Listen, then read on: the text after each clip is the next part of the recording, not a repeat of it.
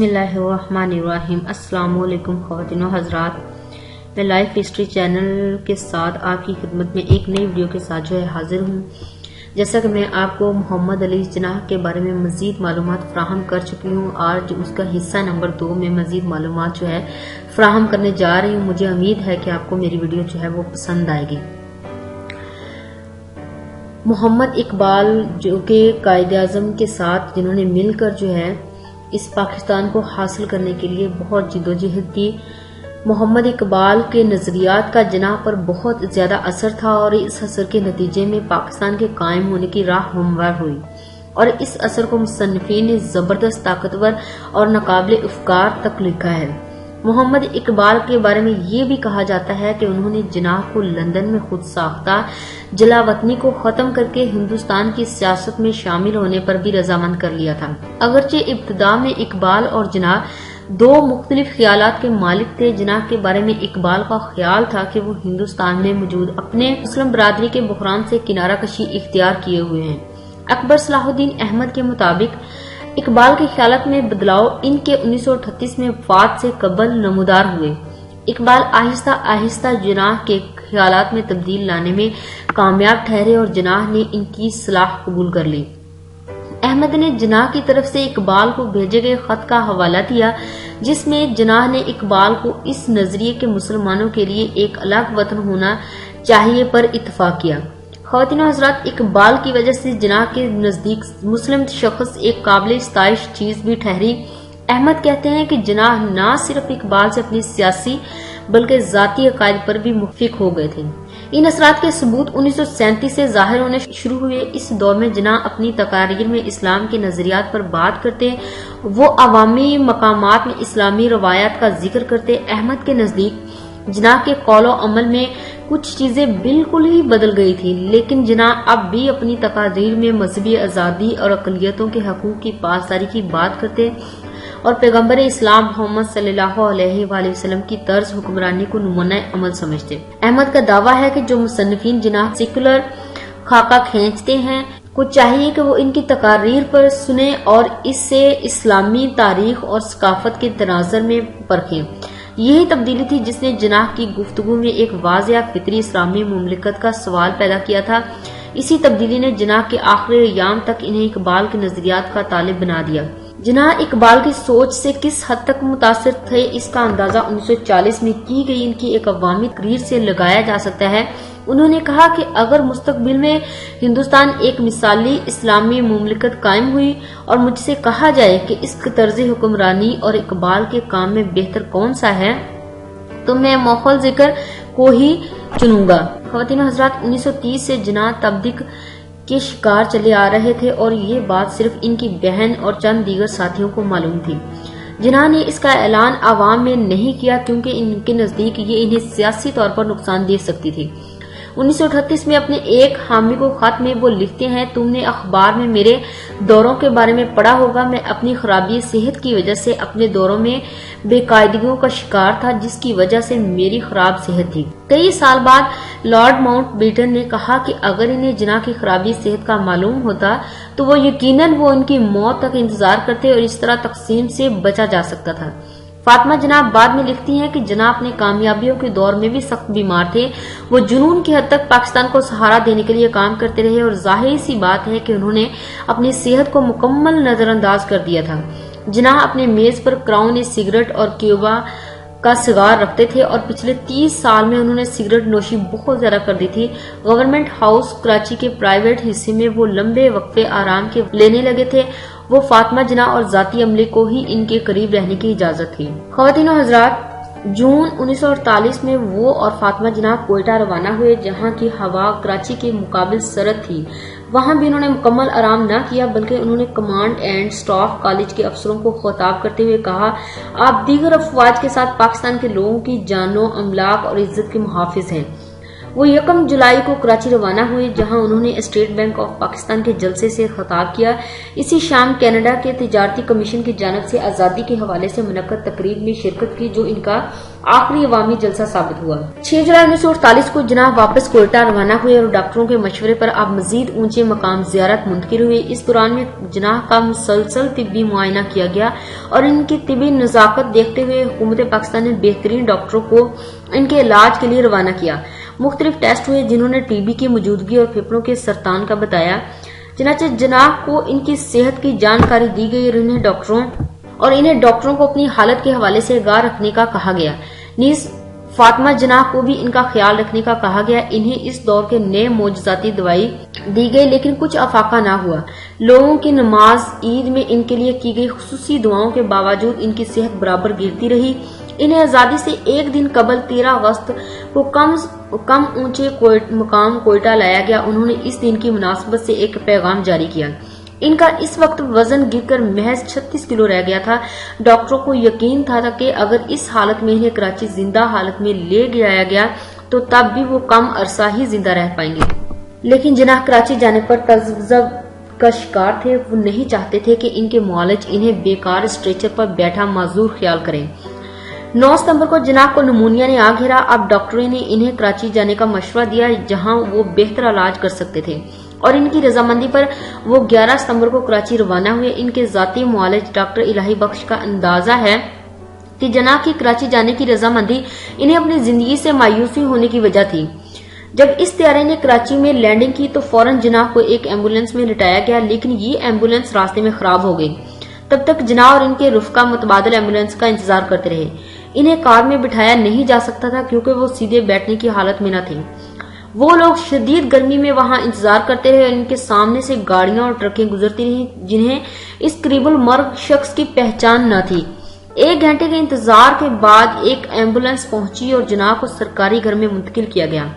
जनाब सुबह के 10:20 पर अपने कराची घर में 11 सितंबर 1948 को पाकिस्तान बनने के सिर्फ 1 साल बाद इंतकाल कर गए। ख़वातीन हज़रात, भारतीय वज़ीर आज़म नेहरू ने जनाब की वफात पर तबसरा करते हुए कहा, हमें इन्हें कैसे परखना चाहिए। मैं पिछले कई सालों के दौरान इन पर सख्त गुस्सा रहा था, लेकिन अब मेरे ख्यालों में इनके लिए कोई करवाहट बाकी नहीं रही। लेकिन जो कुछ होने पर बड़ी नदामत के सिवा वो अपने मुतालबे को हासिल करने में कामयाब ठहरा, लेकिन किस कीमत पर और किस इख्तलाफ से जो कुछ इसने सोचा था। जनाब को 12 सितंबर 1948 को दोनों मुल्कों भारत और पाकिस्तान में सरकारी शोक के दरमियान में दफना दिया गया। इनके जनाजे पर लाखों लोग शरीक हुए थे। भारत के गवर्नर जनरल राजा गोपाल आचार्य ने इस दिन एक सरकारी तकरीब को इस मरहूम कायदे आजम के एजाज में मंसूब किया। आज जनाब कराची में सगे मरमर के एक मकबरे मिज़ार कायद में असुदे खाक है।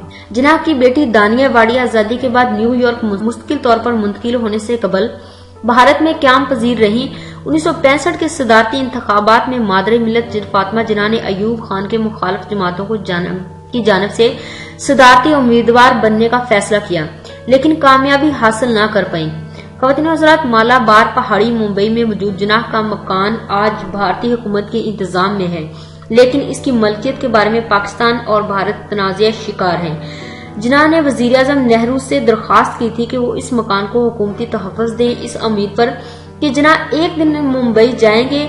इस इमारत को पाकिस्तानी कौंसल खाने में बदलने की तजावीज़ भी गर्दिश करती रही, लेकिन दीना वाडिया ने भी इस पर हक मलकियत का दावा कर रखा है। जिन्ना की वफात के बाद फातिमा जिन्ना ने जिन्ना के कानूनी कार्रवाइयों को शिया फिक्का के मुताबिक मुकम्मल करने का कहा। इस अमल से जिन्ना के मसले के बारे में पाकिस्तान में बहस छिड़ी।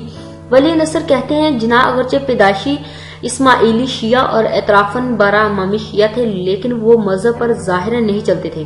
1970 में हसनैन अली गंजी वलजी ने कानूनी दावा किया कि जिन्ना ने सुन्नी मसले की इख्तियार कर लिया था, लेकिन हाई कोर्ट ने इसे मुस्तरद करते हुए 1976 में जिन्ना के खानदान के शिया मसलक पर होने का फैसला दिया। एक सहाफी खालिद अहमद के नजदीक जिन्ना फिरका परस्ती के मुखालिफ थे और जिन्ना ने हिंदुस्तान के मुसलमानों को बुनियादी इस्लामी तशख्खुस पर लाने के लिए तकालीफ उठाई, न कि तकसीम ज़दा फिरका वराना बुनियादों पर। अहमद एक अनोखे पाकिस्तानी अदालती फैसले का हवाला देते हैं جس میں لکھا ہے جناح ایک سیکولر مسلم تھے، لہٰذا وہ شیعہ سنی کے زمرے میں داخل نہیں ہیں۔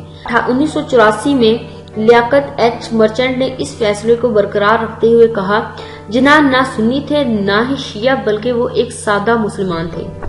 خواتین و حضرات، جناح کی وراثت پاکستان ہے۔ محی الدین کے بقول پاکستان جناح کا احترام و اہمیت ویسی ہی رہے گی جیسے امریکہ میں جارج واشنگٹن کی پاکستان اپنے وجود کا حق ان کے پرکھنے، چلانے اور استحکام کی وجہ سے رکھ پایا۔ قیام پاکستان میں جناح کی اہمیت ایک تاریخی حیثیت رکھتی ہے اور اسے ناپا نہیں جا سکتا۔ بقول سنگھ، جناح کی وفات سے پاکستان نے اپنے صوبوں گنوا دیے، جیسے بھارت میں گاندھی آسانی سے پیدا نہیں ہو سکتا، اسی طرح نہ پاکستان میں کوئی جناح ملک۔ لکھتے ہیں، جناح جب تک زندہ تھے وہ علاقائی رہنماؤں کو مشترکہ تجارت پر متفق اور حتیٰ کہ مجبور بھی کر سکتے تھے، لیکن ان کے انتقال کے بعد اتفاق رائے نہ ہونے کے سبب سیاسی طاقت اور معاشی ذرائع تنازع کی جانب مڑ گئی۔ محی الدین کے نزدیک جناح کی وفات سے پاکستان رہنما سے محروم ہوا جو توازن اور جمہوری حکومت کو برقرار رکھ سکتا تھا۔ پاکستان کی پتھریلی اور اس کے مقابل بھارت کی قدرے ہموار جمہوری اسٹروک کے فرق کو اس نہایت قابل احترام اور کرپشن سے پاک قائد کو آزادی کے بعد بہت جلدی کھونے سے منسوب کیا جا سکتا ہے۔ جناح کی تصویر تمام پاکستانی کرنسیوں پر موجود ہے اور ان کے نام پر کئی سرکاری ادارے ہیں۔ کراچی کا پرانا ہوائی اڈا قائد اعظم انٹرنیشنل ایئرپورٹ اب جناح عالمی ہوائی اڈا کہلاتا ہے، جو پاکستان کا سب سے مصروف ہوائی اڈا ہے۔ ترکی کا سب سے بڑا شاہراہ شارع جناح کے نام سے منسوب ہے، جبکہ تہران میں ایک سڑک کا نام محمد علی جناح ایکسپریس وے رکھا گیا ہے۔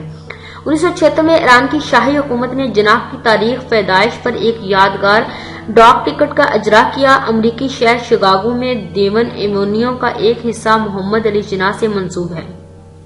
مزار قائد کراچی کا ایک مشہور عوامی مقام ہے۔ جناح مینار گٹور آندھرا پردیش میں جناح کی یاد میں تعمیر کیا گیا۔ پاکستان میں جناح پر تحقیق کرنے والے عالموں کی کمی نہیں ہے۔ اکبر ایس احمد کے نزدیک مقامی لکھاریوں کا کام بیرون ملک زیادہ مقبولیت نہیں رکھتا کیونکہ ان کے کاموں میں جناح پر بہت کم تنقید کی جاتی ہے۔ احمد کے نزدیک بیرون ملک کتابوں میں کہا جاتا ہے کہ جناح شراب نوشی کرتے تھے، جبکہ پاکستان میں اس بات کو کتابوں سے حذف کر دیا گیا ہے۔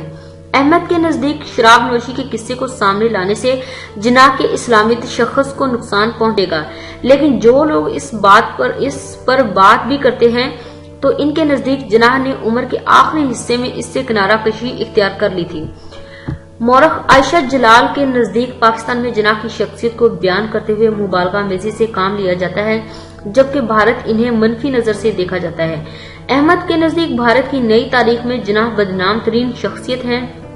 بھارت میں بہت سے لوگ انہیں زمین تقسیم کرنے والے بھوت کے طور پر دیکھتے ہیں، حتیٰ کہ بہت سے بھارتی اقلیتی مسلم انہیں اپنے رنج و الم کا سبب سمجھتے ہیں۔ خواتین و حضرات، کچھ لکھاریوں جیسے جلال ایچ ایم سروائی اور جسونت سنگھ کے نزدیک جناح کبھی بھی تقسیم کے حامی نہ تھے۔ یہ کانگریسی رہنماؤں کی ضد تھی جو وہ مسلمانوں کے ساتھ اختیارات کی شراکت پر راضی نہ تھے۔ ان کے نزدیک جناح کی جانب سے مطالبہ پاکستان صرف مسلمانوں کو زیادہ سے زیادہ سیاسی حقوق دلانے کی خاطر تھا۔ بھارتی قوم پرست رہنما لال کرشن اڈوانی جناح کی توصیف بھی کی، جس کی وجہ سے انہیں جماعت بھارتیہ جنتا پارٹی میں کافی ہلچل ہوئی۔ مغرب کے لوگ جناح کے بارے میں کسی حد تک 1982 کے فلم گاندھی میں موجود ان کے کردار سر رچرڈ سے بھی متاثر ہیں۔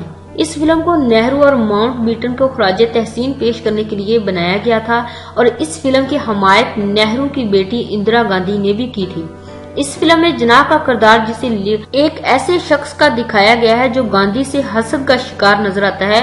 پدمسی نے بعد میں اقرار کیا کہ جناح کے کردار کو تاریخی تناظر میں درست نہیں دکھایا گیا۔ پاکستان کے پہلے گورنر جنرل پر لکھے گئے ایک مضمون میں تاریخ دان آر جے موری لکھتا ہے کہ ہمیں پاکستان میں جناح کا مرکزی کردار کائناتی طور پر تسلیم شدہ ہے۔ ولبرٹ دنیا پر جناح کے اثر کو مختصراً لکھتے ہیں، کچھ لوگ تاریخ کے دھارے کو تبدیل کر دیتے ہیں، جبکہ ان میں سے بھی کچھ دنیا کے نقشے میں ترمیم کرتے ہیں۔ ان میں بہت ہی کم لوگ نئی قومیت پر ملک تعمیر کرنے کا صحرا سر پر سجاتے ہیں اور جناح نے یہ تینوں کام کر کے دکھائے ہیں۔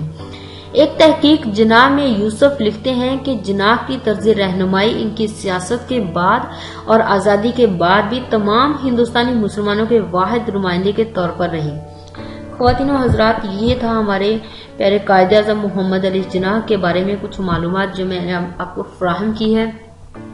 مجھے امید ہے کہ آپ کو یہ معلومات بہت پسند آئے گی، تو میرے چینل کو سبسکرائب کرنا، میری ویڈیو کو لائک کرنا اور اسے دوستوں تک شیئر کرنا مت بھولے گا۔ Thanks for watching. اللہ حافظ۔